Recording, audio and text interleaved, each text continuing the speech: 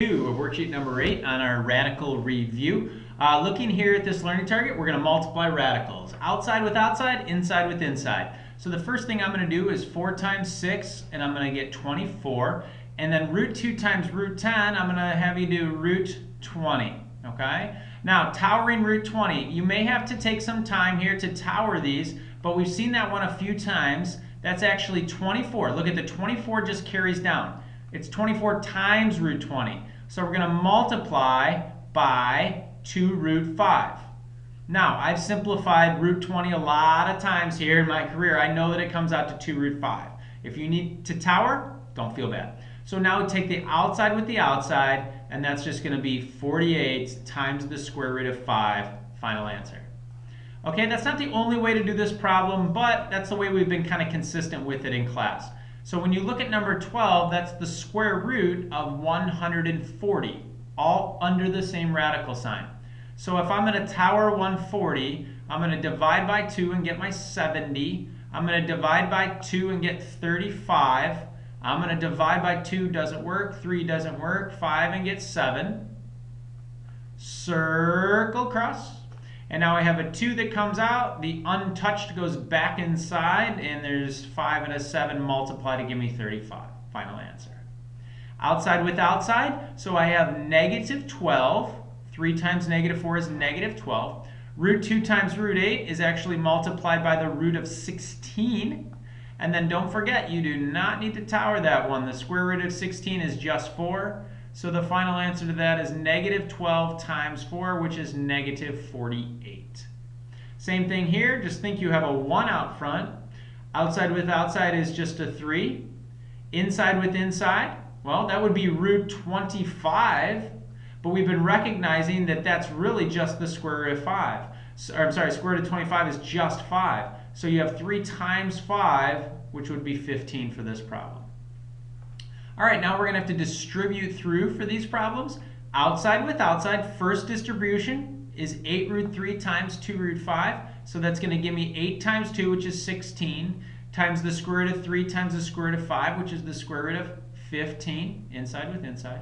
And then when we carry through here, minus 8 times, and I could say the square root of 9, because root 3 times root 3 is root 9. But we've noticed that that's just the number 3.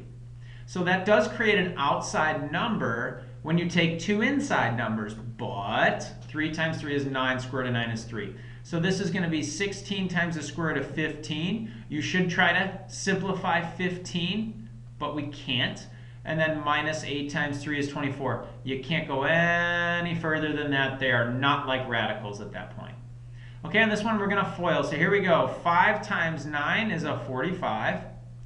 Outside is plus 5 root 6. Nothing can really go together there. Inside, same deal, plus 9 times the square root of 2. And then the last is root 2 times root 6. That's a positive root 12.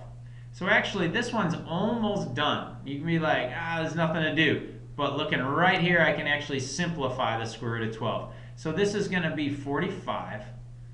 Plus 5 root 6, plus 9 root 2, and then plus, that's really, when you simplify it, 2 times the square root of 3.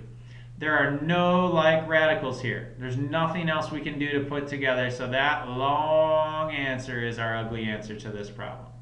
All right, moving on to learning target 11D. We've been getting better. We still need some work, but looking right here, what I have is both numbers under a radical. Yes, you could multiply by root 50 over root 50. A lot easier to simplify to 1/5 here. Now, please understand that's really square root of 1 over square root of 5, which we need to multiply by root 5 over root 5. Remember, we do that because we rationalize the denominator here. We're trying to get rid of radicals in the denominator. Like we've been saying, inside with inside, root 5 on top. And then on the bottom here, root 5 times root 5, root 25, which we know is just 5. That is the final answer, folks. You cannot simplify inside with outside, so that would be it for that problem. All right, look at this one. I would highly suggest, again, simplify first. 6 over 3 is really 2 over 1. Square root of 60, square root of 15. Well, 15 actually goes into 15 one time, and it goes into 64 times. So I'm going to clean this up. Be very careful. That says 2 root 4, don't lose the root, over 1 root 1. Well, this is working out really nice because this is really 2 times, well, square root of 4 is really 2. Recognize those perfect squares whenever you can. And then 1 times root 1 is really just 1. So this is actually coming out to the number 4. You could get that by multiplying by root 15 over root 15. You could definitely do that. Your numbers would be larger. You'd be simplifying radicals. All right, looking at this one. Multiply here by what we call the conjugate. Not root 5 over root 5. We've said why in class that doesn't work. So we're going to multiply the top by 9 plus root 5. And then the bottom here by the same thing. Now on the top, we had good practice before of distribution. So that's going to be root 3 times 9, or 9 times the square root of 3. And then we're going to have plus root 3 times root 5, both inside numbers, root 15. All over, looks like we're going to have to FOIL the bottom. First, gives me 9 times 9, which is 81. Outside, inside, completely cancel off. They'd be 9 root 5 and negative 9 root 5. They're gone. And then we have minus root 5 times root 5, which is just 5. So what we're going to get here is the bottom number being 76. Now looking here, you definitely want to simplify all outside numbers if you can, but we can't. There's nowhere to go on that problem. All right, let's try green here.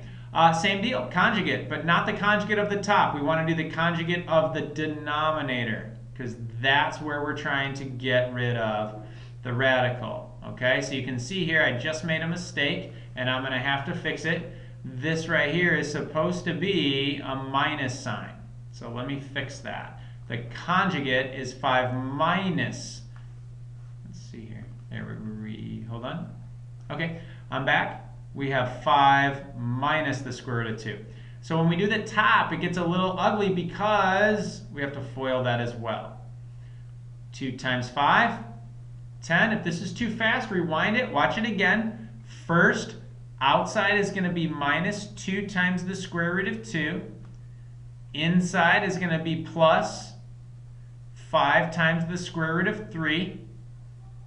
And then the last would be minus the square root of 3 times 2, which is root 6. They do stay inside there because they're not the same number. All right, and then the bottom first would be 25. Minus the last, because the outside inside cancel again, and you're going to get just 2, because root 2 times root 2 is 2.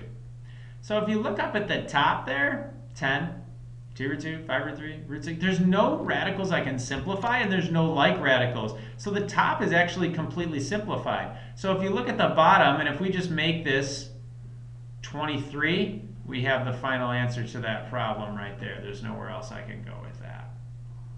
All right, here we go. The last learning target of the chapter, solving radical equations. So what we're going to do is step 1 on your notes says, get the radical alone. Well, we have to add 10 to both sides first. Oops, sorry, I don't know why it's doing that. Okay, so add 10 to both sides. So this is going to be 5 times the square root of x plus 1 equal to 10. And then this is 5 times. The radical's not alone yet, so I want to divide by 5. Cancels here, and it's going to create a 2 on the right side. So we're going to have root x plus 1 equals 2. All right, then the next step after we get the radical alone would be to square both sides. Running out of room, so I'm going to go up here with it. That really becomes just x plus 1 on the left, and on the right side, 2 squared is 4. So what we get here for an answer is x equals 3. Now taking this answer and plugging it in, 3 plus 1, that's actually 4.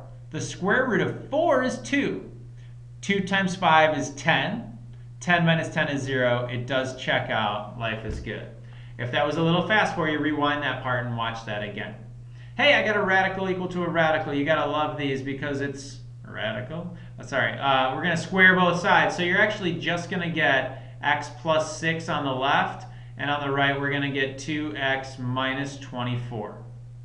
Now if we subtract x from both sides, this is now just algebra. I'm going to subtract x from both sides. I'm going to get an x on the right. These will cancel. And in the same step, I'm going to add 24. Get these to cancel. And then when I add 24 to that side, I get my answer of 30. Again, I'm going to save the effort here, but if you plug it back in, that one is going to work out.